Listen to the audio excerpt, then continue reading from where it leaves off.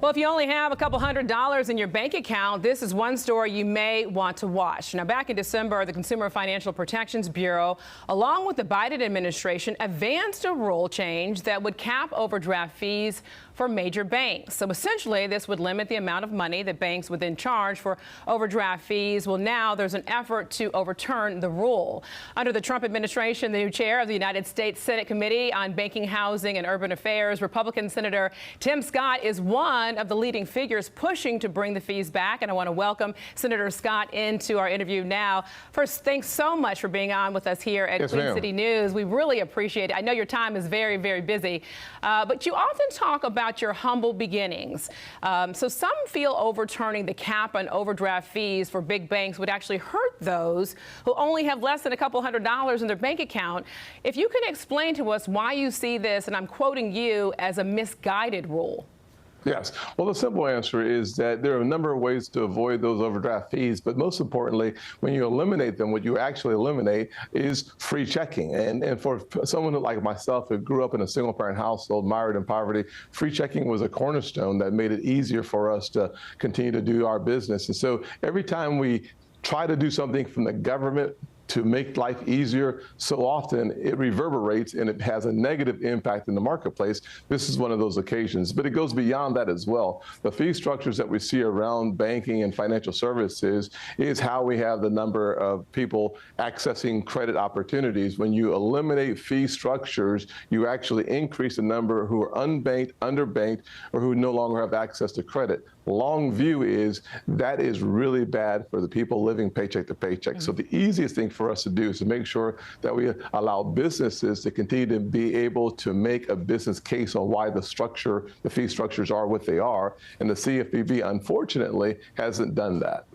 All right, and you've led really an aggressive agenda since becoming banking chair, and you introduced the Stop Madness Act, which would then provide President Trump the power to place economic sanctions on foreign entities facilitating illegal immigration into the United States. So basically, this goes after criminal networks, human traffickers, and foreign governments. So how does this help, as you say, make America work for Americans?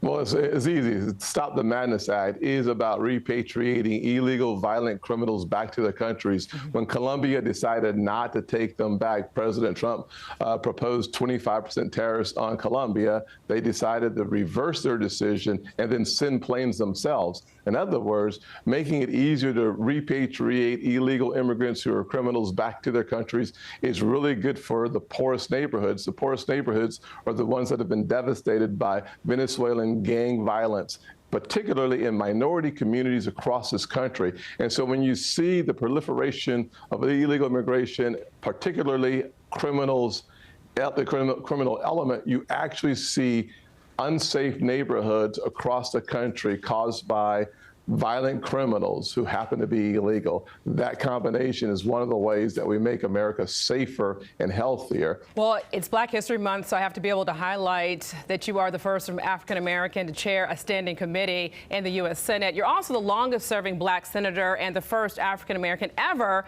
to serve in both chambers of Congress. And you're also now the current co-chair of the HBCU caucus. So under the Trump administration right now, what are your priorities in this role, and what are some of the successes that you've seen?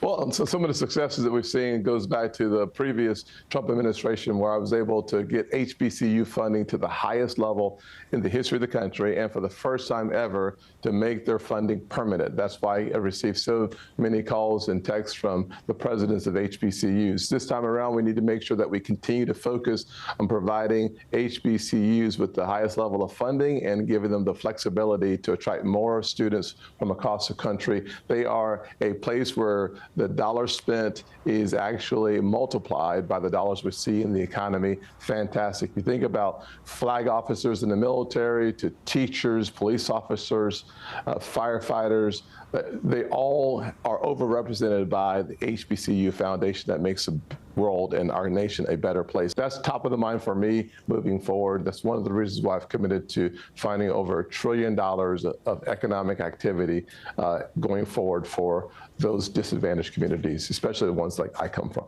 And South Carolina Senator Tim Scott, I mean, I really appreciate you giving us your insight, because right now, in present time, so many people are just trying to make ends meet. So I think this helps give some insight as to where we are. We appreciate your time. Now, back in the day, you used to have 2 minutes with Tim. Is that something that you're still doing? Well, you haven't done that in a long time. Right. But I miss those days. I do miss those days. Yeah, they were fun. But we appreciate it. And hopefully we'll see you next on Queen City News discussing other big issues coming up. We appreciate your time today, though.